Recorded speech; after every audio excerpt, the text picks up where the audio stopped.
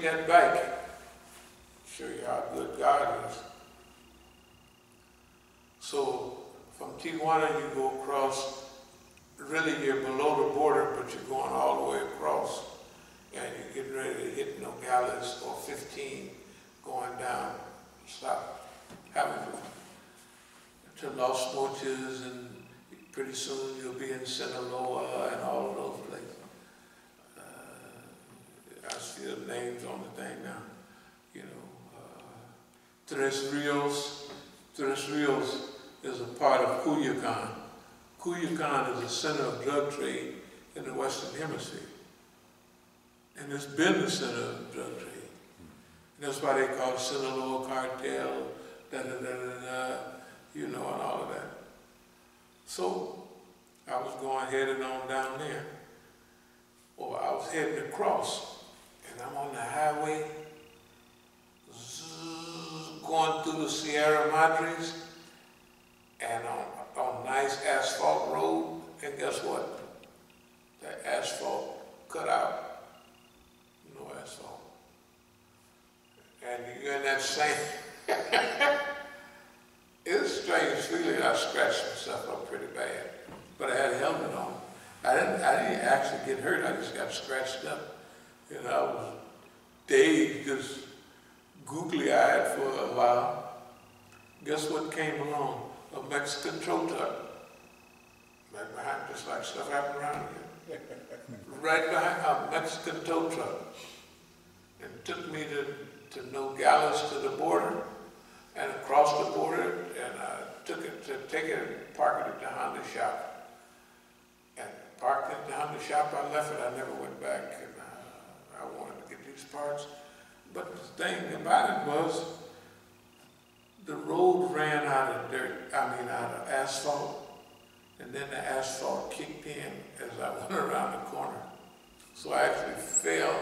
I was already sliding, and I fell on the asphalt, and it kind of scrapes you up a little bit. But anyway,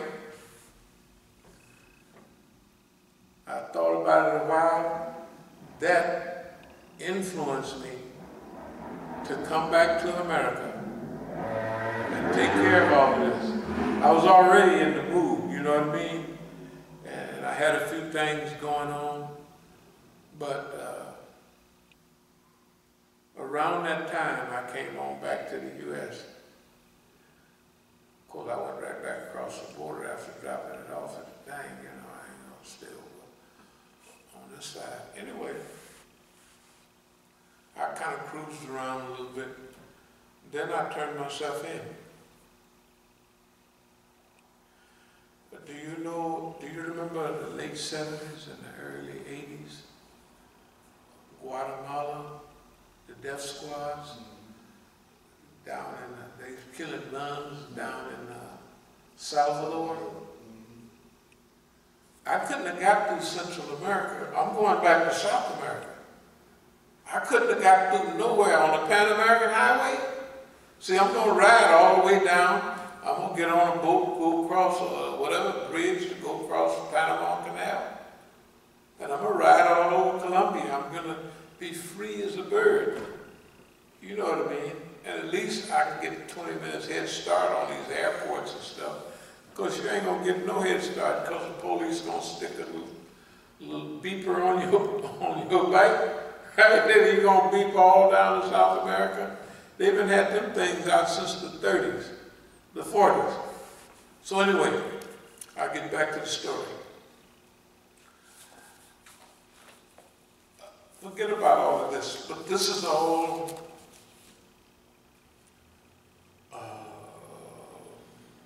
my bail bondsman stuff and all the arrests that I had, my witness list. Now I was going to prove that I was trying to do right. Here's old police trying to get rid of me, Sergeant Sansucci. And then I brought one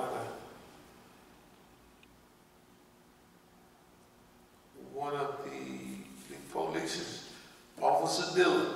Officer Dillon was a friend of mine. He's a nice white man. And so when he came down to testify, he had his regular sheriff's uniform on. asked him a few questions. And the next day, the prosecutor said, whatever they did, it didn't have nothing to do with us.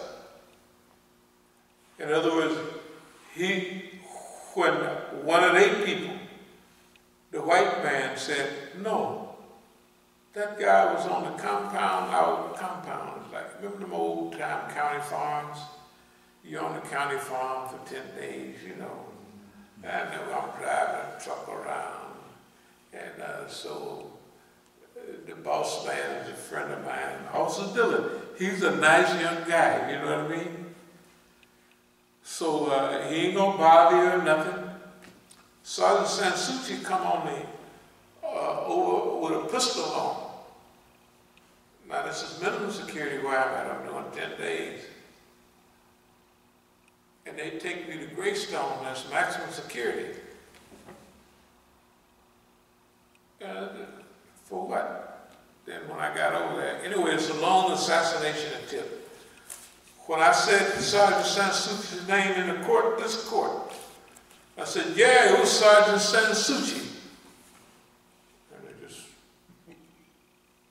you know, they all out been the courts ran by the Alameda County Court. Anyway, I'm gonna get back to some of the stuff. I'm doing this not to prove a case or anything like that. What I'm doing this for is so you will know who you're listening to. I'm doing this because every time that we say something, they come on after that. So I want you to know my record, I'm stating, so I want you to know, here's my record, I was arrested.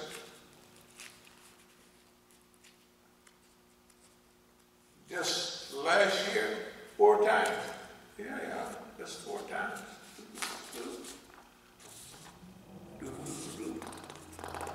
You know, arrest record, Alameda County Sheriff's. They arrested me so many times that they lied the last time. I beat the case, but they said, they even on this little case, they split it up. It's a long story, but they split this thing up. You remember when I mentioned from the court, I say, send me a text or something, and it says, I am following your order on something, right? And that's what I wanted to show up on the phone. That according to my order, not a suggestion, I am doing this. Don't make no difference to us. But for them, they done said, whatever they would do to me, they would go tell the court I did it to them. All the time. No, I got, like you file a complaint against people, they file a complaint against my kids, they file a complaint against me. Let's see what we got here. We done already went over, are you the owner? Let's see.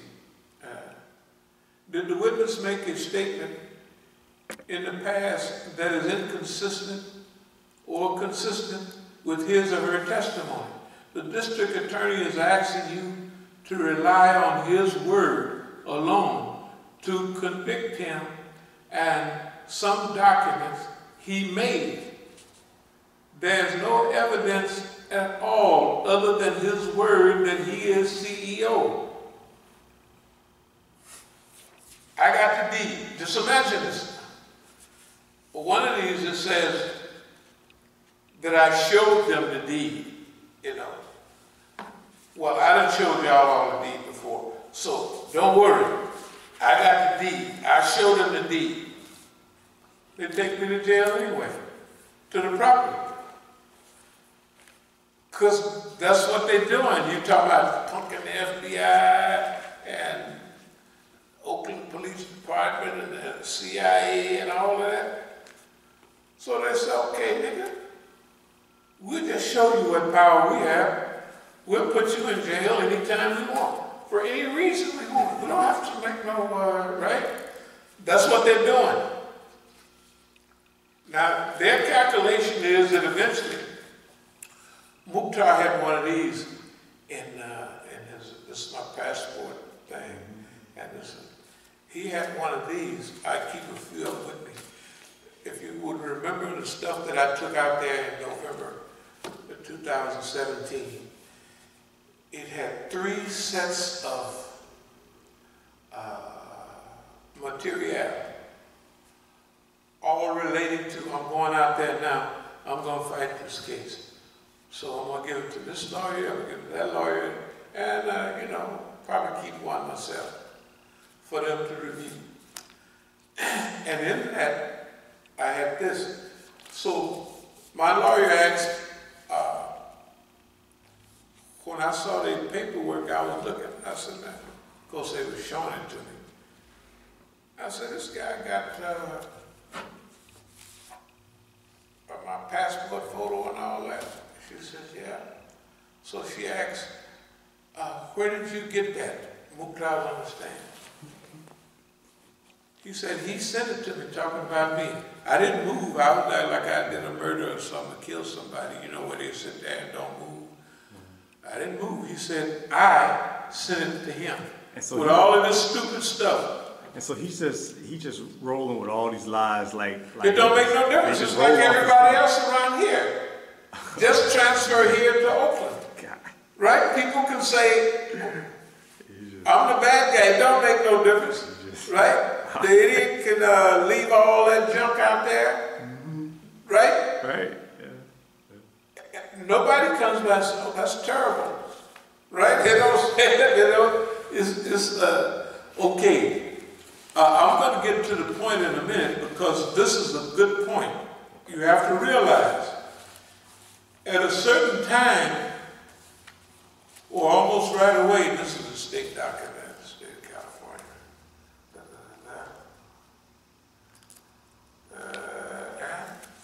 Clarence Reeves, of course. This is a state tax. This is what you have to file first. This is the one for good old DC. We're registered here as a foreign corporation from another state off this. So I had to take this down there, and I went on and took this, and so we're registered here in DC. You know, we're technically registered. It ain't no.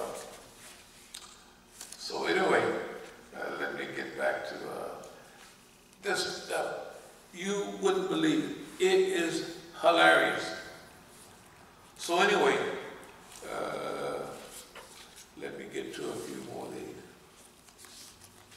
Now you got to remember, does anybody remember the one I read where it was saying that I had 2 shotguns and I came from DC and I had, okay. Did you actually see that written? Because I read it, but did you actually? Okay. Yeah, I think you read it. Yeah, I read it. I had it in my hand. I might have had it sent. But okay, there's no big deal. I got the same stuff. But the point is that imagine a black man now. They shot the little boy over there. All you got to do is have a gun.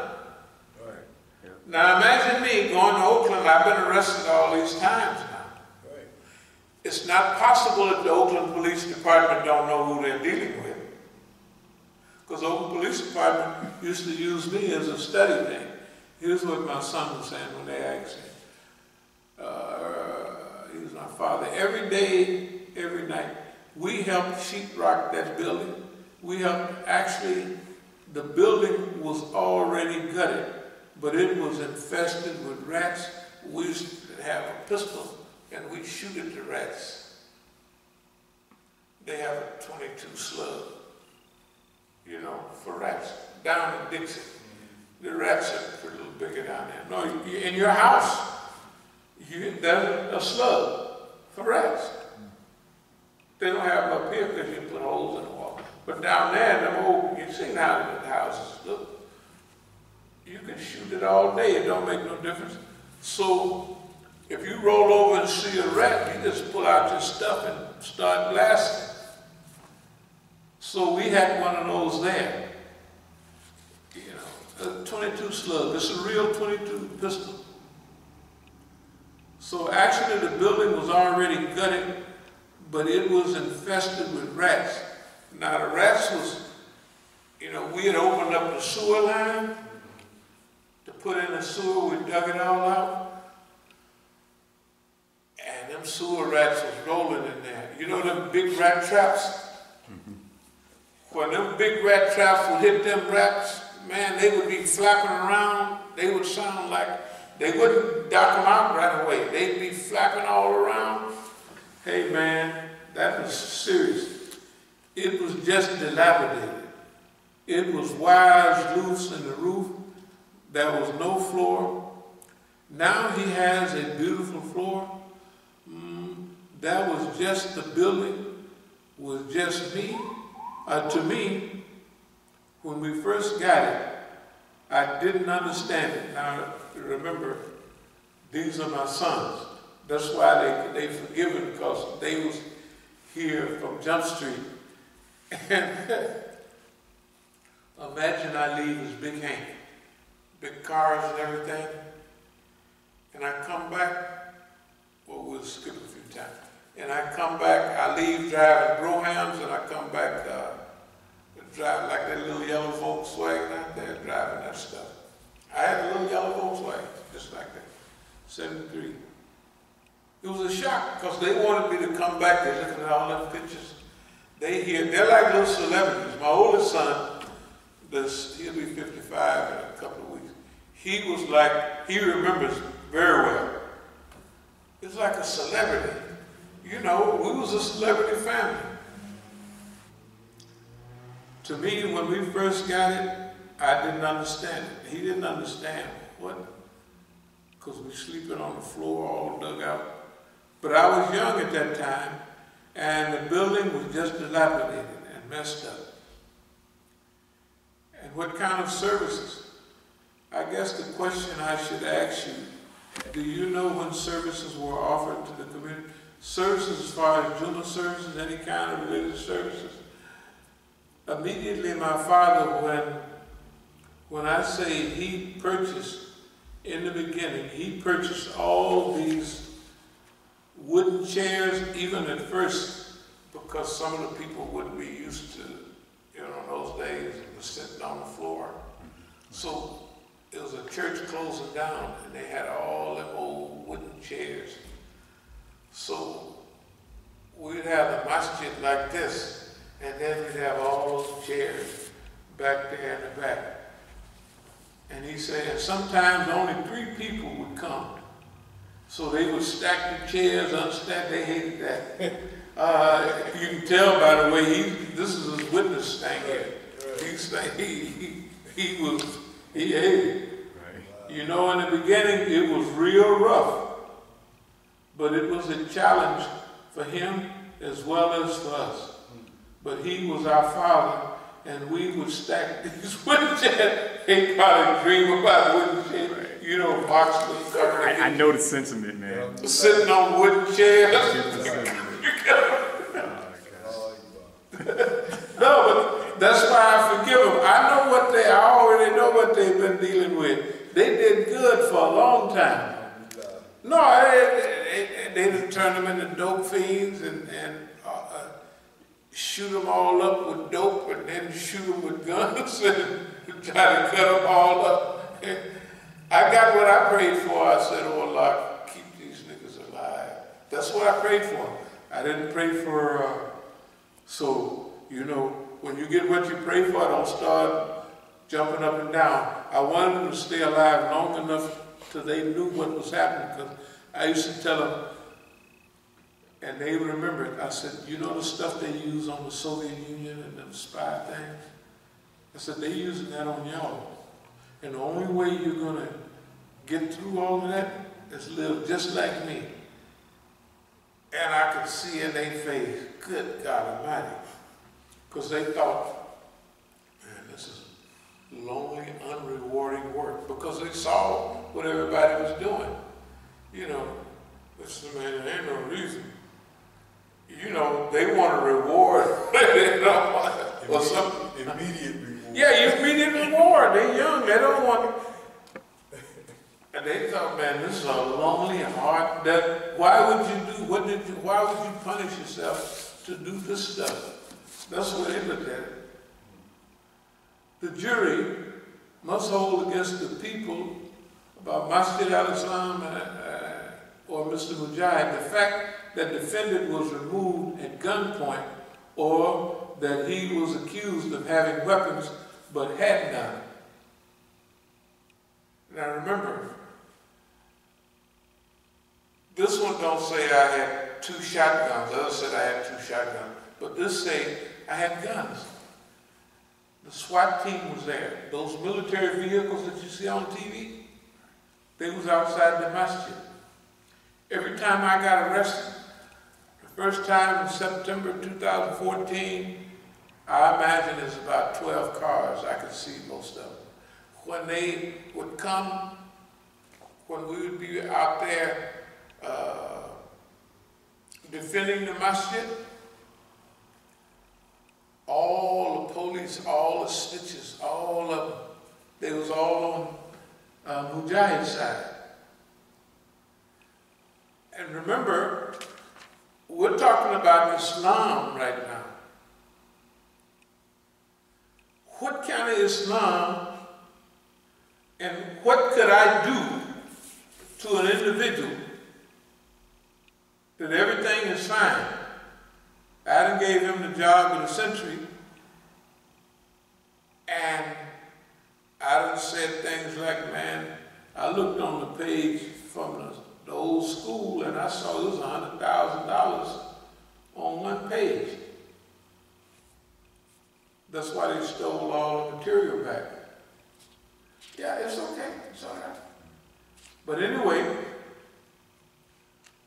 the reason we're running this down is because we have a completely different idea about it. Mr. Mujahid noted that there was a travel bag in the front door containing documents such as tax forms and property accounting forms that belonged to the organization, not Mr. Reeves. Now, that's the one I took. And every day, now you gotta imagine I'm setting them up easy. When I leave the masjid, I take my bag and I take that mail cart. That's what I had with me every time. Because they come in and knock your stuff over all the time. So this says